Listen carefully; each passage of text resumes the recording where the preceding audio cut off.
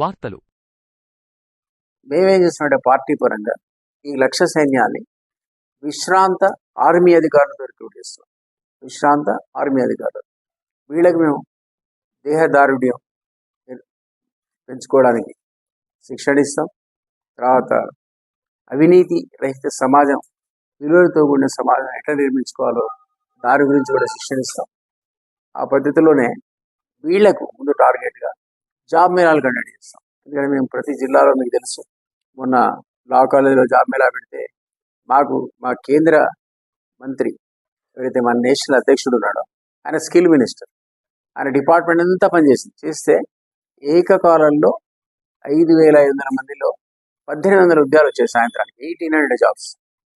ఈ జాబ్స్ పక్కా జాబ్స్ అంటే వాళ్ళు వచ్చారు, కంపెనీలో వాళ్ళు రిక్రూట్ చేసుకున్నారు, 6 నెలల ట్రైనింగ్, 3 నెలల ట్రైనింగ్, ఈ విధంగా స్టైఫండ్ ఇవ్వడం, 6 months కాగానే అబ్జర్వ్ చేసుకోవడం, వాళ్ళు ఆయా సంస్థల్లో ఉన్న ఉద్యోగాలను వాళ్ళు తీసుకునే పద్ధతి.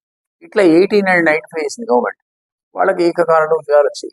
ఇదే పద్ధతి మిగిలిన తెలంగాణ జిల్లాలన్నింటిలో కొనసాగిస్తాం. 33 జిల్లాల్లో ఈ జాబ్ మేళాలు నెలకొట్టి పెట్టిన 33కి తలా 2,000 టార్గెట్ పెట్టుకున్నా దాదాపు 66,000 మందికి జాబ్స్ ఇచ్చేటువంటి అవకాశం ఉంటుంది. ప్రిఫరెన్స్ మా లక్ష్య సైన్యంలో చేరిన వాళ్ళకి ఇస్తాం. ఎవరైతే రాదో వాళ్ళకి మేము శిక్షణ ఇస్తాం, నైపుణ్య శిక్షణ. ఎందుకు రాదు? నైపుణ్యం లేదు కాబట్టి.